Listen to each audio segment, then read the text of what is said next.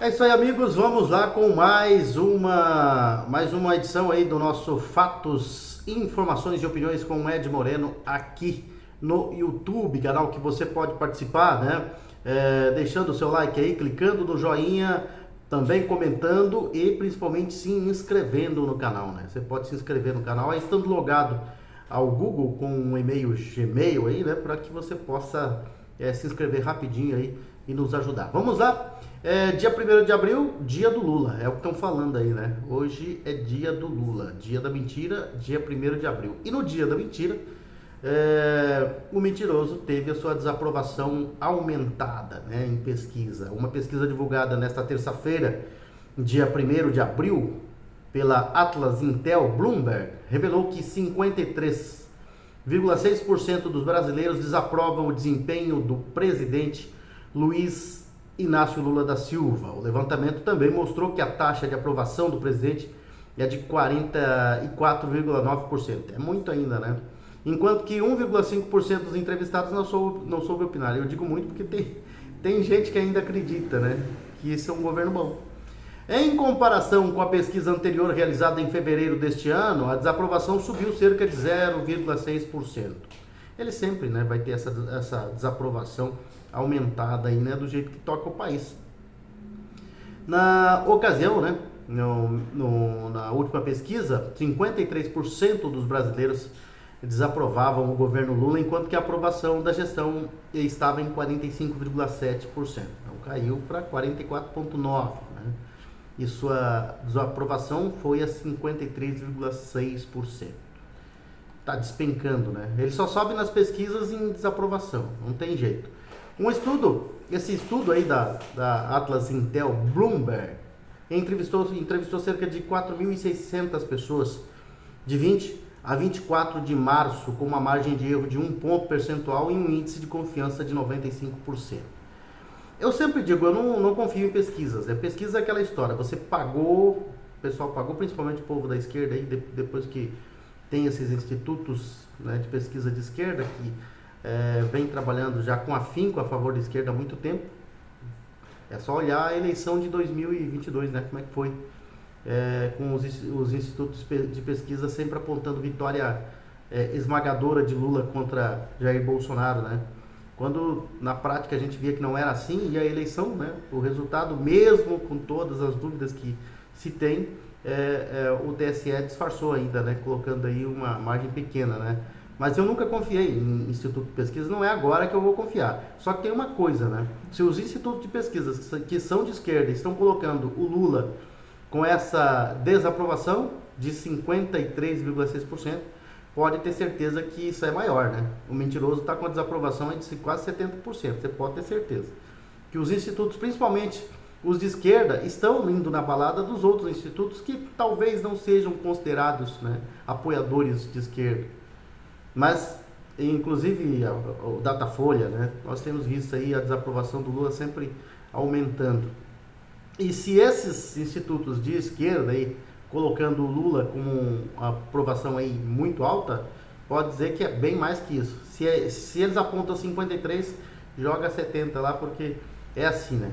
E esses institutos de pesquisa aí se pagou, no outro dia eles estão divulgando melhor. Se bem que a queda vem caindo, né?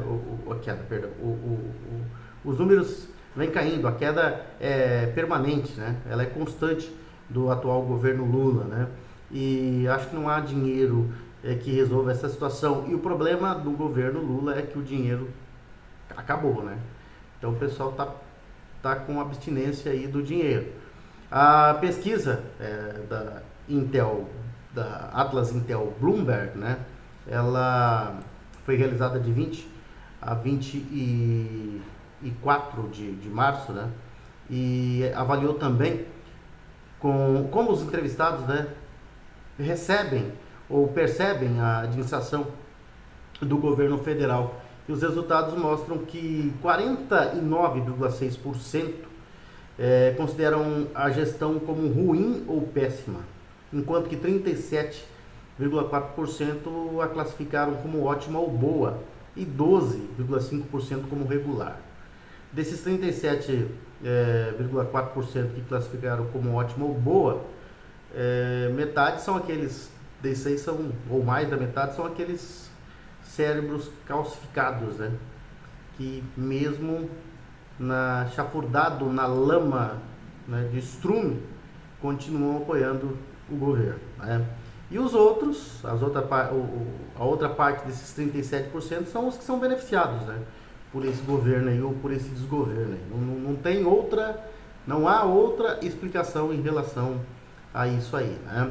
E nós temos aqui, né, falando da desaprovação do Lula, aí vamos para a matéria do Financial Times, né?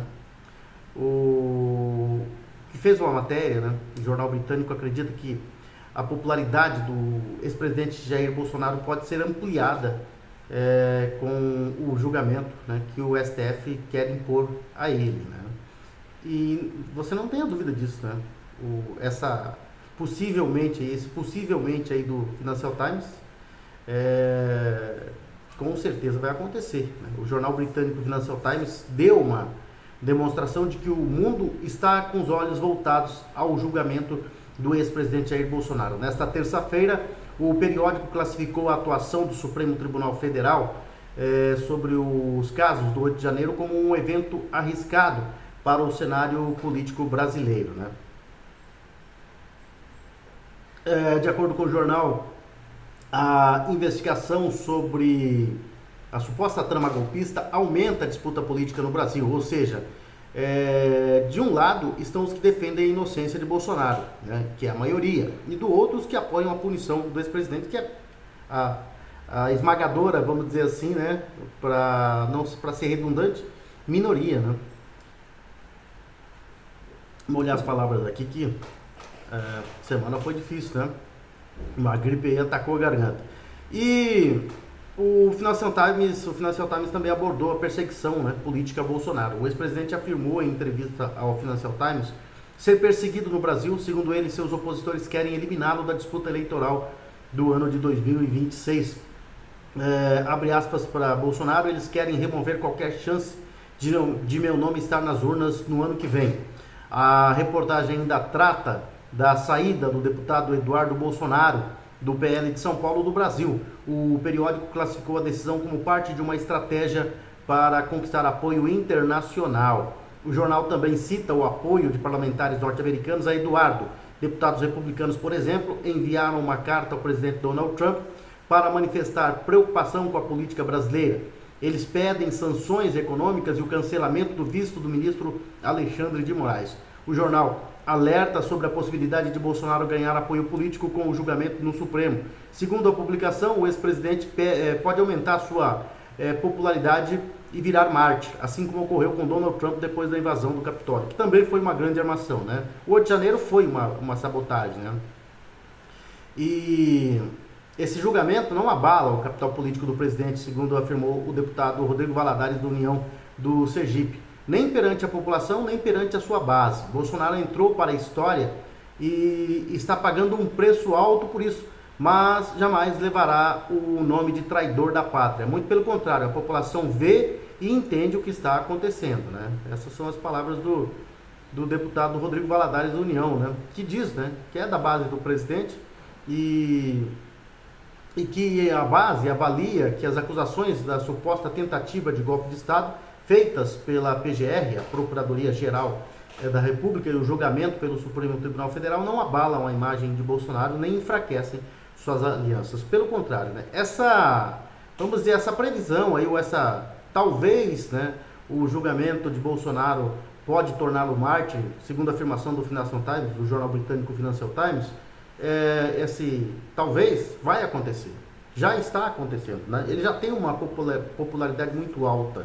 Agora, se esse julgamento vier a acontecer, que a gente já sabe que é um julgamento de cartas marcadas, que Bolsonaro está condenado, né, por esse pessoal do Supremo, né, pela primeira turma do Supremo,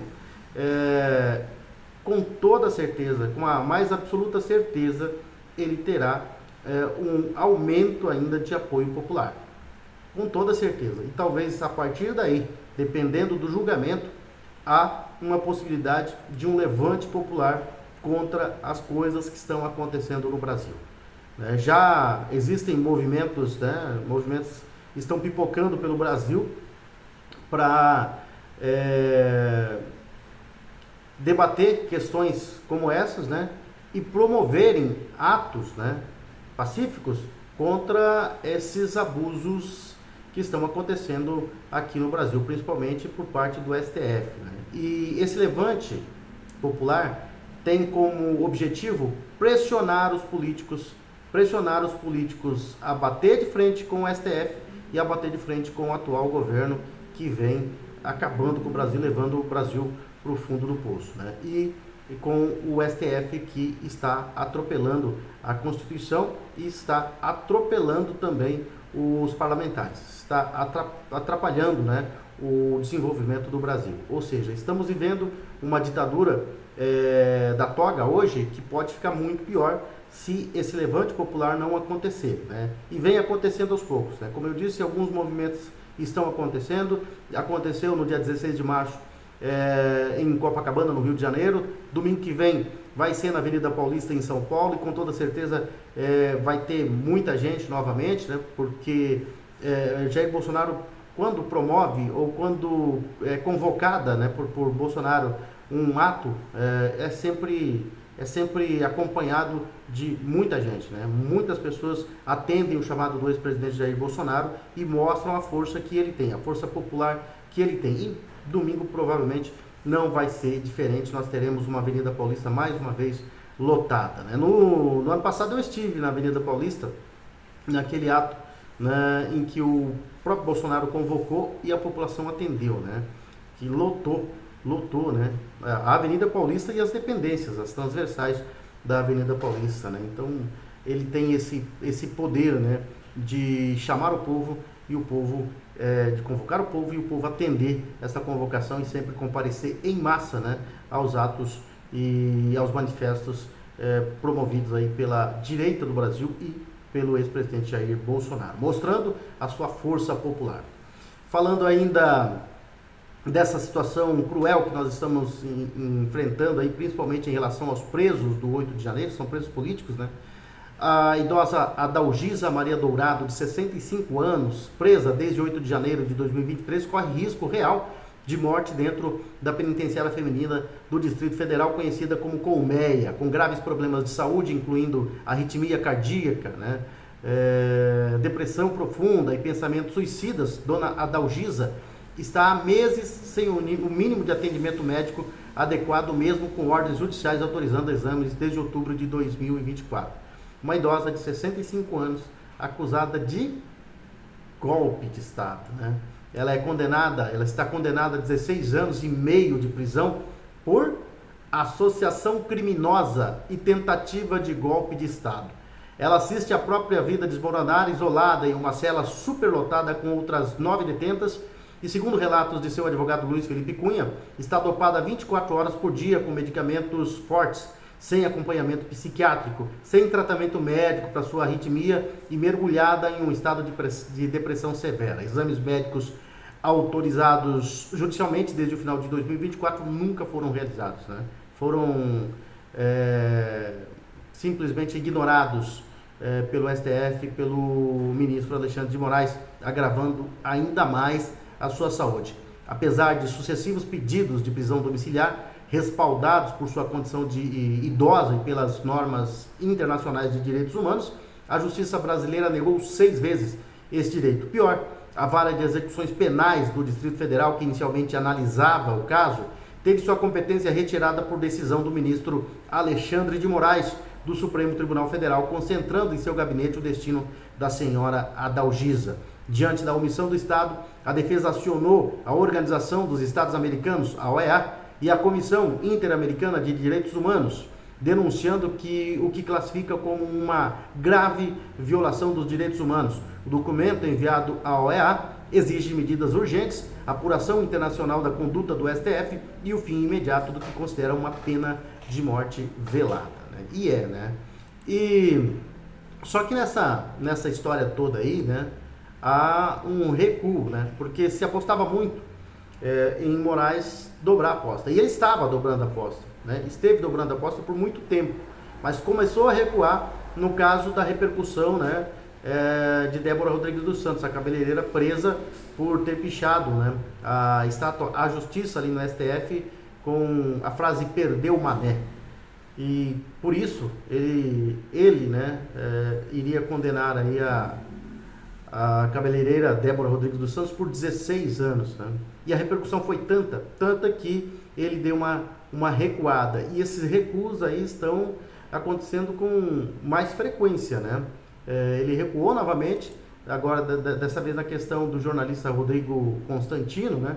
O ministro Alexandre de Moraes do Supremo Tribunal Federal determinou o desbloqueio das contas bancárias do jornalista Rodrigo Constantino. A medida foi tornada pública ontem pelo próprio comentarista Rodrigo Constantino. O Constantino viu, né, ele é um crítico, né, feroz de Alexandre de Moraes, do governo de esquerda, e ele teve suas contas bloqueadas. Né? E isso mostra mais um recuo do ministro. Né? O que será que está acontecendo com o ministro Alexandre de Moraes? A solicitação foi apresentada pela defesa de Constantino cerca de 10 dias antes da decisão. Aliás, uma das solicitações, porque várias vezes ele está pedindo esse desbloqueio. Né? O advogado Emerson Grigoletti argumentou que os recursos seriam destinados ao custeio do tratamento oncológico do jornalista que enfrenta uma batalha contra um câncer. Conforme destacado na petição, os gastos médicos já ultrapassaram R$416 mil, sem contar as mensalidades do plano de saúde. Como o jornalista reside nos Estados Unidos, os custos em moeda estrangeira tornam o tratamento ainda mais oneroso. As restrições às contas de Constantino já duravam mais de 2 anos. E é mais um claro recuo de Alexandre de Moraes. Será que está com medo de alguma coisa, né? Será que está sentindo a água bater no pescoço aí, para não falar outra coisa, né? Porque realmente ele veio aí, né, com essas decisões em que ninguém mais esperava, né? Todo mundo vendo o comportamento do ministro, né, o comportamento cruel, sádico do ministro Alexandre de Moraes, ninguém mais esperava que ele fosse recuar, mas está recuando. Não é a primeira vez que ele recua, já tem recuado aí. O caso do Mauro Cid, autorizando a viagem de Mauro Cid a São Paulo, antes ele nem cogitava essa possibilidade, né? E aos poucos ele vem recuando. Alguma coisa está para acontecer, né? E a gente vai esperar aí. Desde o dia 20 de janeiro, quando Donald Trump assumiu lá nos Estados Unidos, e antes disso eu falava, os ventos do norte vão soprar e vão soprar forte no sul. Vão soprar forte aqui na América do Sul. Aqui no Brasil já está começando, né? O antes debochado, né? Que tiravam sarro, os togados que tiravam sarro no começo, quando o Donald Trump assumiu, hoje já falam com outro ar, com um ar de preocupação. O próprio presidente Lula, que chegou a desafiar o presidente norte-americano, agora diz, né, que Donald Trump é um grande estadista e que ele tem feito um grande trabalho, principalmente na pacificação, na guerra entre Rússia e Ucrânia. Né? Então, mudou também, né? Aliás, a gente falava aí das mentiras do Lula, né? Que ele tem um transtorno mental que tem um nome, né? Até nisso ele tem inveja, né? Do Jair Bolsonaro, né? O nome de quem gosta de mentir tanto assim é mitomania, né? Então ele tem essa mania. Como ele não consegue ser chamado de mito, ele já declarou isso, que ele nunca foi chamado de mito, que o único que conseguiu essa façanha foi Jair Bolsonaro, ele mesmo declarou isso, o próprio Lula declarou isso, né? Ele tem a tal da mitomania. Ele mente, né? E tem essa característica de mentir compulsiva e incontrolável, né? Incontrolavelmente, né? Ele mente para disfarçar a realidade, mente para se proteger, mente para fazer a realidade parecer melhor, né? É tudo que ele tem feito. Por isso que o dia 1º de abril o dia da mentira, é o dia do Lula. Pelo menos isso pipocou nas redes sociais aí. A imprensa também tem divulgado isso bastante, principalmente ali do pessoal que não tem as amarras aí com o Lula, o pessoal da grande mídia, Globo News, o UOL, né? Enfim, os outros estão dizendo que hoje é o dia do Lula, o dia da mentira. Então a gente vai nessa balada porque é fato, né?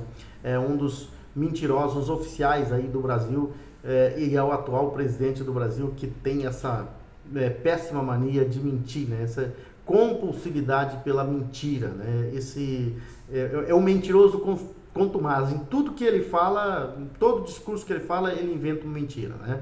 E isso desde sempre, não é de agora, desde sempre, desde a época em que era sindicalista, é um mentiroso o Luiz Inácio Lula da Silva.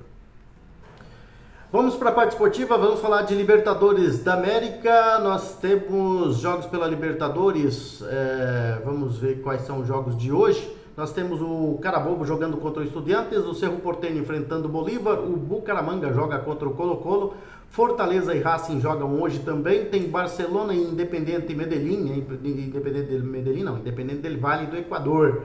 Aliança Lima e Libertad também jogam hoje. Amanhã tem o Clube Deportivo San Antonio jogando contra o Olímpia. O Vélez Sarsfield joga contra o Peñarol. O Talheres enfrenta o São Paulo. O Universitário do Peru enfrenta o River Plate. O Universidade de Chile joga contra o Botafogo. O Atlético Nacional da Colômbia enfrenta, e esse sim de Medellín, né, enfrenta o Nacional do Uruguai. Na quinta-feira tem Central Córdoba e LDU Quito, Bahia e Internacional. Sporting Cristal e Palmeiras, Deportivo Táchira e Flamengo, Botafogo, essa é a primeira fase, né? O Botafogo joga só na outra semana com o Carabobo. Nessa semana ele joga, né, amanhã contra a Universidade de Chile fora de casa. Na Copa Sul-Americana, nós temos hoje União Santa Fé enfrentando o Cruzeiro. O União Santa Fé joga contra o Cruzeiro, né, lá na Colômbia. O Boston River joga contra o Guarani do Paraguai. O Nacional Potosí vai enfrentar o Independiente. O Deportes Iquique joga contra o Caracas. Ainda hoje nós temos Cienciano e Atlético Mineiro, Once Caldas e Fluminense. Amanhã tem Corinthians e Huracan, Melgar e Vasco da Gama, Esportivo Luquenho e Grêmio, Vitória e Universidade Católica, Racing e América de Cali, Clube Atlético Grau contra o Godoy Cruz. O Clube Gualberto Villarreal joga contra a União Espanhola, né? O Puerto Cabello joga contra o Lanús na quinta-feira. O Cerro Largo enfrenta a Defensa e Justiça na quinta-feira também. O Machuc Runa joga contra o Palestino, quinta-feira também, para completar aí a primeira rodada da fase de grupos da Copa Sul-Americana e também da Libertadores de América. São essas as informações. Lembrando para você que gosta aí de um espetinho, né? Gosta de uma cervejinha gelada, um ambiente. Opa, vamos pegar aqui, né? A nossa publicidade, né, de hoje. Lá no Baturité, ali na frente da GESUL e da Escola Estadual Miguel Marcondes, tem a conveniência Baturité do nosso amigo Carlos Dalzacker. E ali é um ambiente bem familiar, né? Você pode consumir no local, levar as bebidas para casa, tem carvão, cerveja super gelada, refrigerante gelado, tem de tudo ali, né? Um espetinho à noite para a família curtir o ambiente lá na conveniência Baturité do nosso amigo Carlos Dalzacker. Claro que depois que a gente encerra o programa, a gente dá uma passada por lá para tomar aquela gelada, né? Grande abraço a todos, fiquem com Deus. Nós voltaremos, se Deus quiser, amanhã com mais informações aqui no canal Fatos, Informações e Opiniões com o Ed Moreno no YouTube.